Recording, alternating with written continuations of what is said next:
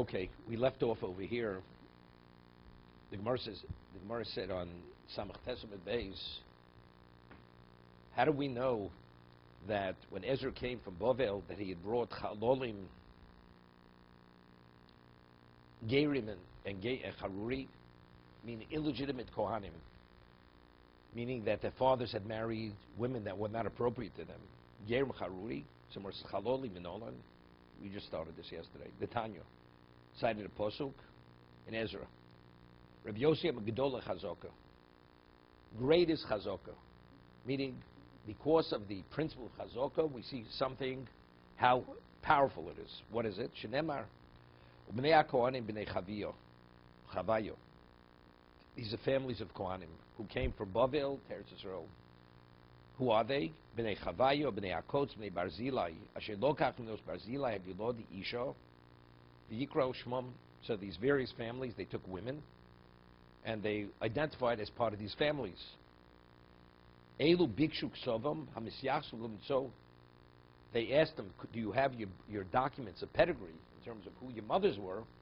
And they couldn't prove. They couldn't prove who their mothers were, whether their mothers were appropriate for their fathers. Meaning, in terms of the families, they were authentic Kohanim. But if there was their fathers did not marry women that were permitted to them, they were Jewish, then it's a problem. They're not. And therefore, they were rejected. They were rejected from Kuna. When they came back to Eretz Yisrael, meaning they weren't able to do the avodah. So Nehemiah, which more later will explain, he was called Tarshato.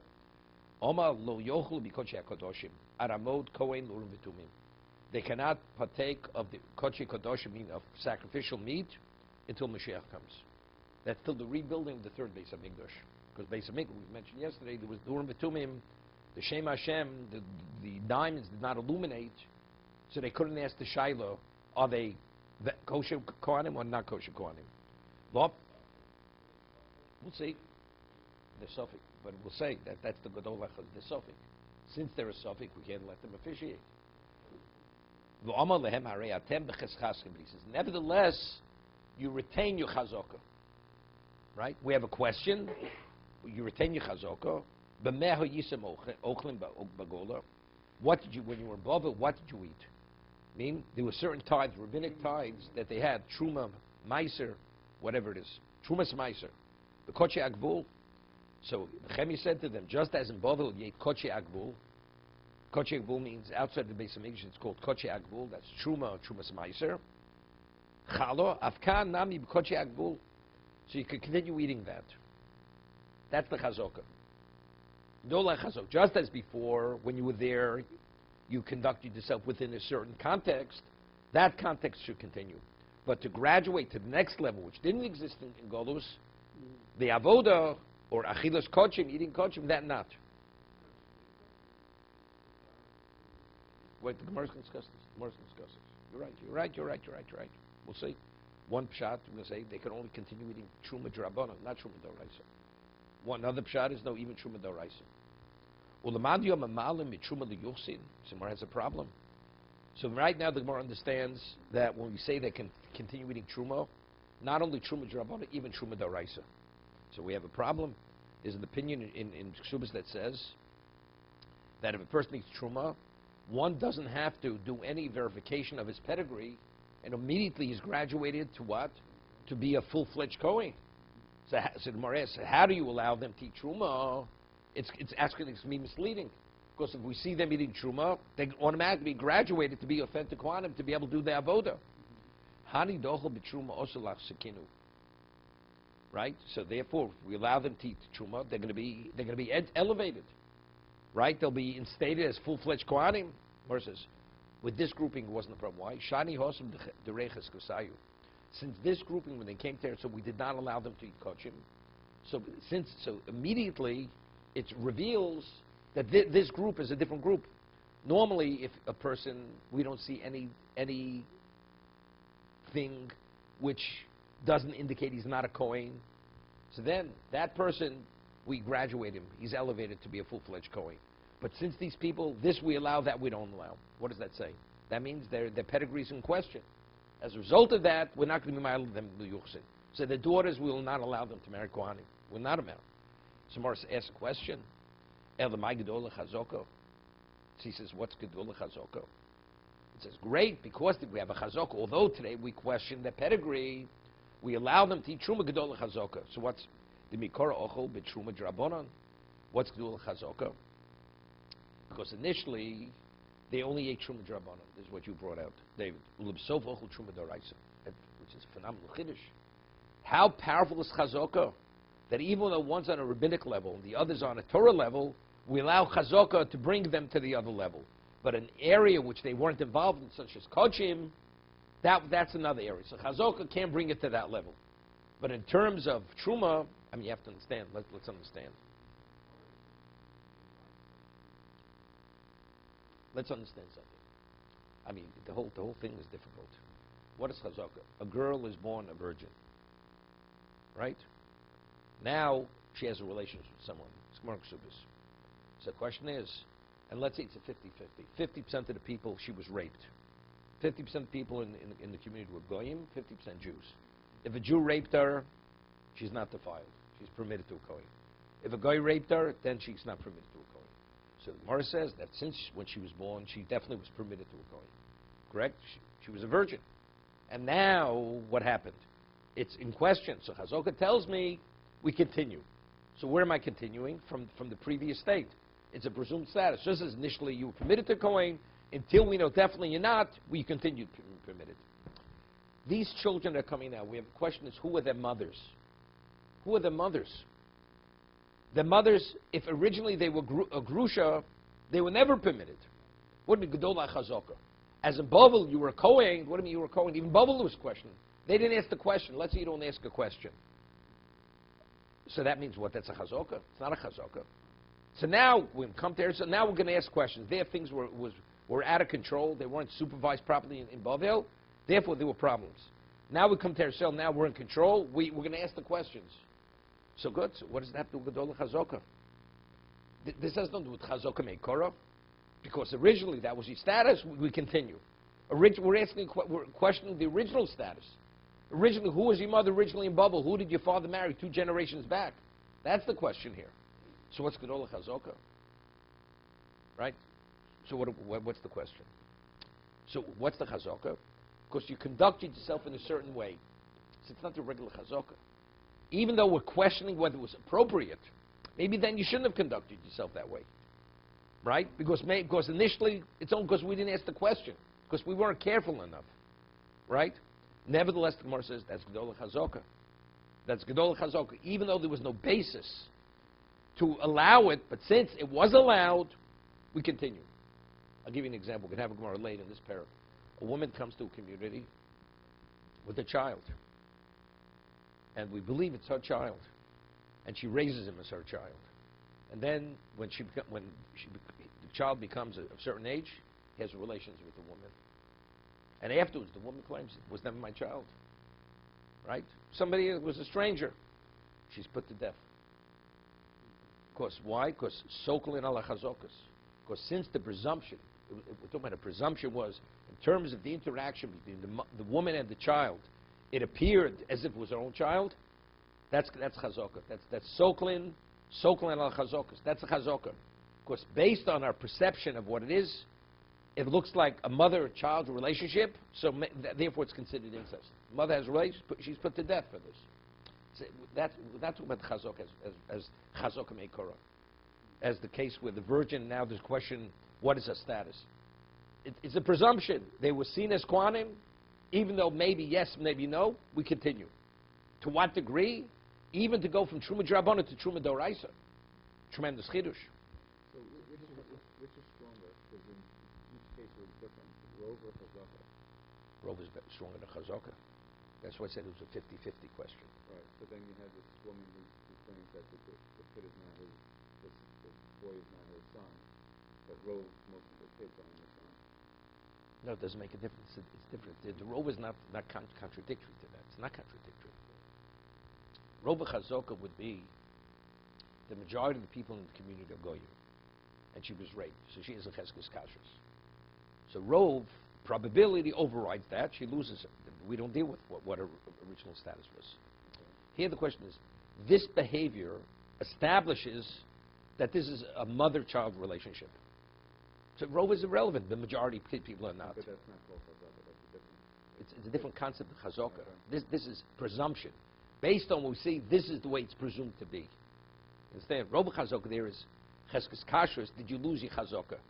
So if Rove says the probability is who raped the woman, probability is it was a goy. So that's the chazaka is relevant. If you know the goy raped her, what's the value of chazaka? It has no. The chazaka means nothing. So we're going to. This woman's to be the Tayanisa because of an assumption. Presumption. Presumption. That's correct. Presumption. The presumption is that based on, because this type of interaction between a woman and a child, that's a mother-child relationship. That establishes fact. Okay?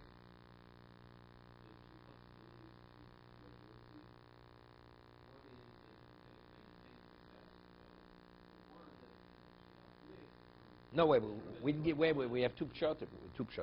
One pshat who was saying is, Gedol Chazaka, that although in Chutz Loretz, in the Gola they only eat Truma Drabanan, they can continue eating Truma. Because the classification was Kohen for Truma. So we're not going to differentiate whether it's Drabanan or Raisa. That's the classification. But that classification, we never discussed Kochim. Kochim had no relevance in Chutz Loretz. Therefore, we don't elevate them to be able to eat kosher. Doesn't make a difference. But again, it's in what context did we classify him? You're a Kohen to eat truma. Okay? Ibo Seiman, no. La'olam hashnami drabanan. Achol. Even today, we only, chazaka means you don't take it to the next level. You don't take it to the next level. Because what did they eat in Chutz Loretz? They ate truma drabanan. So Truma Doraisa is no different than the Kochim. It's no different than Kochim. So now we have the problem. So what's Gedol Chazok? We're back to the same question.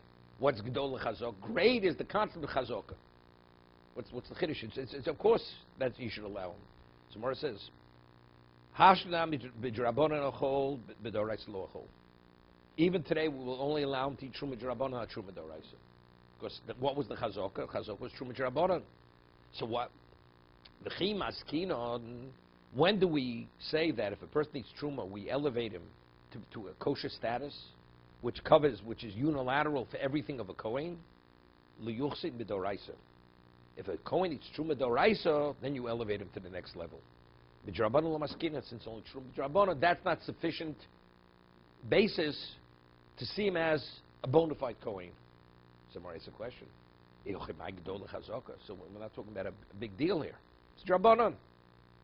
We allow them to continue eating truma drabanan. What's Gedol Chazaka? At worst comes to worst, it's chulin. On a Torah level, it's chulin. It's nothing.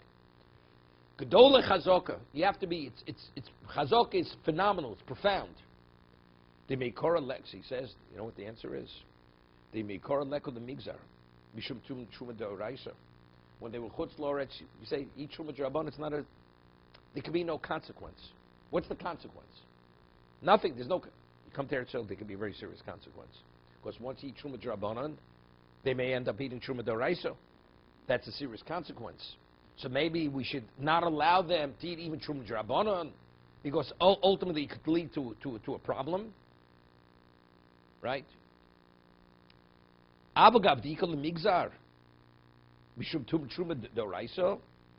Even though there's a basis of concern that we should make a gzeira and legislate, we shouldn't allow them to eat truma drabanan because it may come to eat truma doraisa. The drabanan echol, but doraisa lo echol. We only allow them to eat truma. We allow them. That's Gedol Chazaka. Even though there's a basis to make a gzeira, Gedol Chazaka, that doesn't allow the gzeira to be established. Otherwise, it would undermine the principle of Chazaka.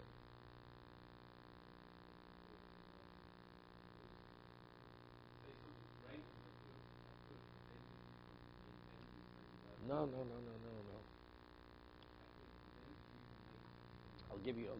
I'll explain it to you like this. This famous question which Taz asks, Shulchan Aruch, Taz, why doesn't the person blow shofar on Rosh Hashanah, which falls out on Shabbos? No, Howard. Because He may carry to somebody to teach him how to blow the shofar. Shemi every dollar Rabbi. Okay? I'm not going to ask you how many times it says in Ishas. David, I can ask that question because he quotes from all over. Okay? Okay, there's 3 locations. Okay? Sukkah, Rosh Hashanah, Megillah. Shemi, Omer Rabba, Shemi, Dalam, Shusha Rabbi. Okay? See how he's agreeing with me. 3 places. Okay, just checked it on his Google. Okay? Okay. So, Taz asks, what do we have? The Mishnah says in Be'o, the 5th parak in Meshilin, says you're not permitted to play a musical instrument on Shabbos or Yom Tov. You're not permitted. Why? Because Shemi Yisakin Kalishir. Because what happens if you're playing the instrument? You may actually come and it doesn't function well. You may come to perfect it. So it's makabepatish. So we don't allow you to play a musical instrument unless you have a string instrument. Maybe you have to tighten it. So that's makabepatish. Nisdoraisa. Therefore, he says, what do we have to come up with a new concept? That he may transport it. It's a musical instrument, the shofar. The person would want to blow a shofar on Shabbos during the year. It has no relevance to mitzvah. We're going to allow him to blow it. It's a musical instrument. Shemi San Klishir. So what does the Rabbah have to introduce? A new reason, a new rationale. Shemi San Klishir should be sufficient. That's the question that Taz asks. Famous question. Anybody familiar with the question?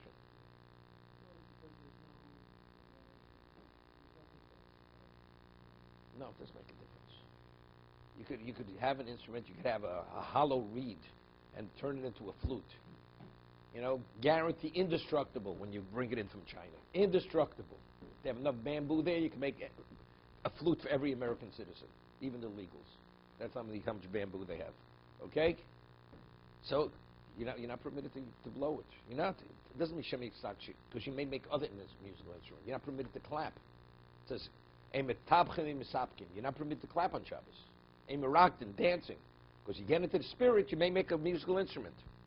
So you see, it has nothing to do with that. It's creating that atmosphere. You may make the musical instrument. You don't know why you can't blow another different reason why you can't blow shofar? What do we have to introduce a new? The Mishnah already says there's a prohibition to play a musical instrument, unrelated because the person is going to transport. No, it has nothing to do with transporting.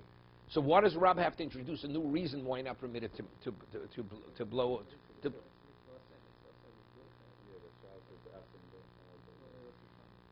There's nothing to do with that. Shabbos and Yom Tov, it's first Shabbos is koris. Essay does not supersede a lav shishbo koris, right? The child is milish lo bezmana. You circumcise him on Shabbos. It's a mitzvah assay, right? So what's the answer? Because it's the yishbo koris. Assay is not dochlos shishbo koris, right? Besides, it's not assay, but los assay. So it has no relevance. So that's the Taz's question. Taz answers. Phenomenal answer. The Torah says you must blow shofar on Rosh Hashanah. So if the reason is because Shemi Yavim Daos B'Shusha Rabim, so what is the context where the mitzvah will be able to be performed? On Yom Tov. There's no Issa Hutzah. You're permitted to transport on Yom Tov. But if the reason would be that you're not permitted because we're concerned you may fashion a musical instrument, you wouldn't be permitted to blow shofar not on Shabbos, not on Yom Tov. Because Makav Patish is also even on Yom Tov. So if that would be, they'd be uprooting the mitzvah. Chazal were never empowered to uproot a mitzvah. You're empowered to legislate laws to protect the mitzvah, but to uproot a mitzvah, that they were never empowered. So Shemi Rav Dalan L'Shusha Rabim, that reason, so that limits it. This year you won't blow Rosh Hashanah, Shabbos, because it falls out. But the mitzvah is still intact the years that doesn't fall out on Shabbos. But if you give the other reason, there's no context where the mitzvah actually can be performed. Famous answer from the Taz. Okay? The Torah says, Gedola Chazoka. You know, we'll make a Gzeira. You really make a Gzeira. Comes out, you know what happens? You make that means you're ignoring the principle of Chazoka. You're ignoring the principle of Chazoka. That's Gedola Chazoka. Even though there is a basis to make a Gzeira, because if you eat Truma Drabona, you'll end up eating Truma D'Oraisa. That's what we should do. But since Gedola Chazoka, the presumption says that you see him as a Kohen, and that will be contrary to the principle of Chazoka. Therefore, to maintain the principle of Chazoka, we allow it. See, if it will be inevitable, one will lead to the other. It has nothing to do with Chazoka. He's not permitting Truma D'Oraisa.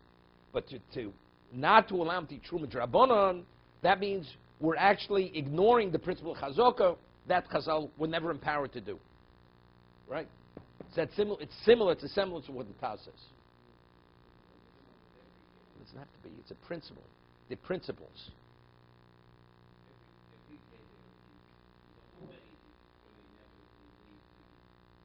But over here there is a basis. But here there is a basis. If it's inevitable, no. Whenever they make a gzera, it's not because if it's a psik ratio. Psik ratio is, of course, right here. There's a chance. It's not remote, but it's possible. There's enough reason. Dola Chazokah says, but if that's the case, so what's the value of Chazokah? The Torah states the principle of Chazokah. You have a right to rely on presumption. So if you're saying that, so where do we stand? You know, it's interesting. Just thinking. You know, the Gemara says in a number of locations, Koch Tetirodi. And when Rabbi Yudah Nossi writes the Mishnah, he always presents the more lenient opinion.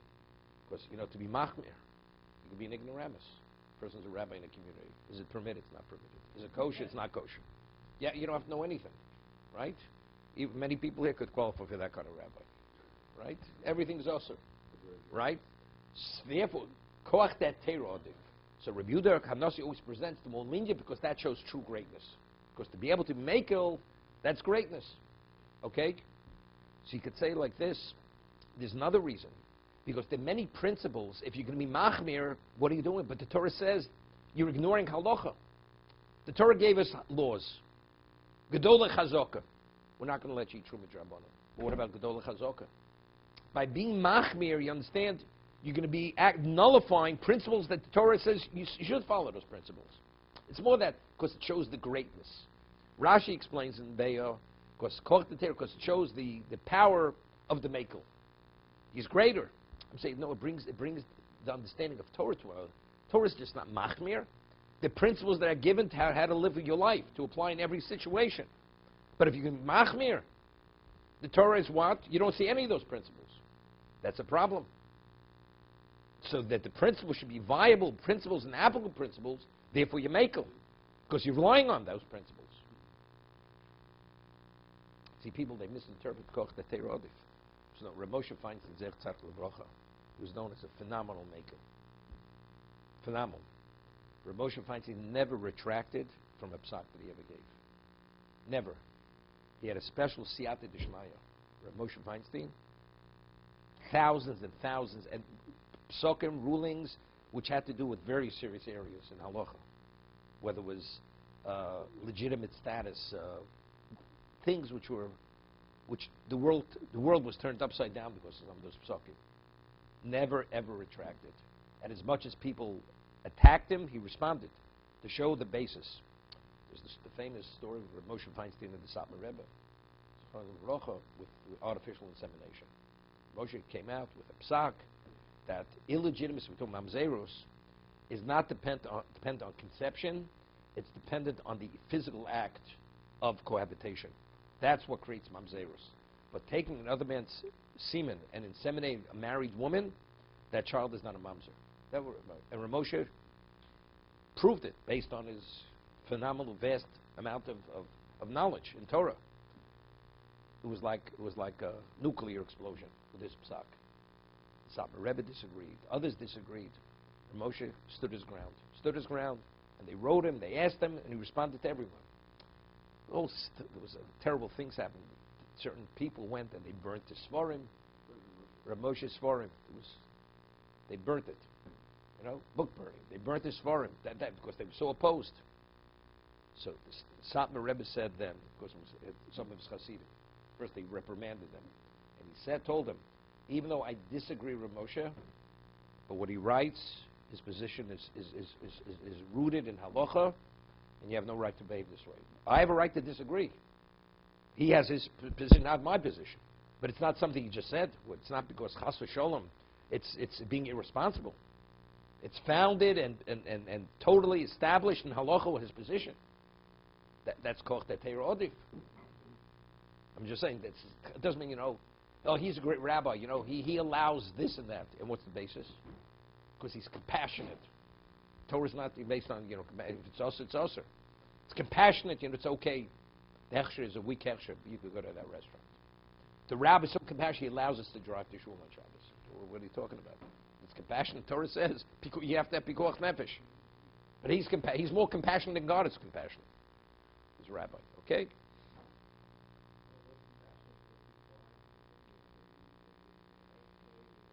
It's not compassion. It's a halacha, gedola chazaka. That's the basis. Gedola chazaka. Even though we should make exera, but to recognize the validity of Torah, that's gedola chazaka.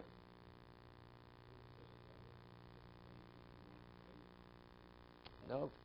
But he says we would have made the gzeira. It doesn't make, but it says we would have made the gzeira.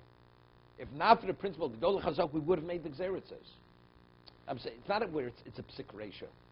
Psik, of course, that's not a gzeira. It's also, it's going to lead to not good things. Even though there's sufficient reason to make a gzeira, because there's a principle of Gedolah Chazak, we don't make the gzeira.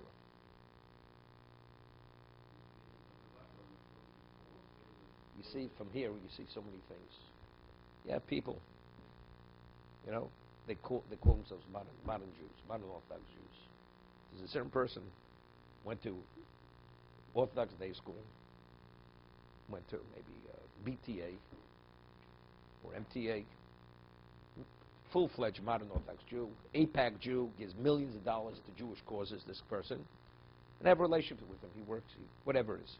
And every time before he has a simcha in the family, his nieces are getting married, so he's asked to say Dvar Torah. So he comes to me, and he bounces things off me, or I could tell him something he could say over. And he prides himself, he sees himself as a full-fledged Orthodox Jew. We're talking about stories of Bereshis, the Avos HaKadoshim. He doesn't have the story accurate. You understand? He's so out of touch with learning and studying accurately and seriously, he doesn't have the story of Avram, Yitzchak, and Yaakov correct. The stories are not right. So if you don't have the story right, you're going to have the halacha right when you never studied the halacha. But my kitchen's 100% kosher. I'm not saying you're deliberately violating kashrus. Chas v'sholom. But what do you know about kashrus? Did you ever study it correctly?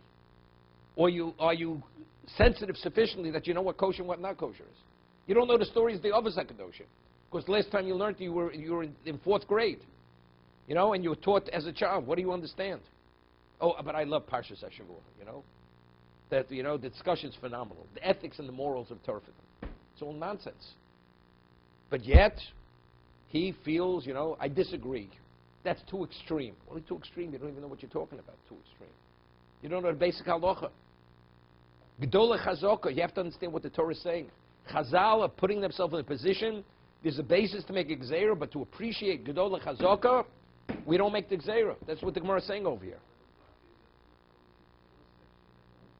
It's a force. It's a force. Definitely. It establishes a reality.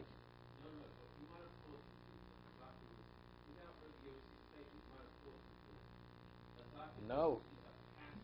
Rabbi Yossi's statement's telling us that even though there's a cause for concern of Gzeira, nevertheless, because there's a principle of Chazaka, therefore, I dismiss that concern. It has a koach. Good.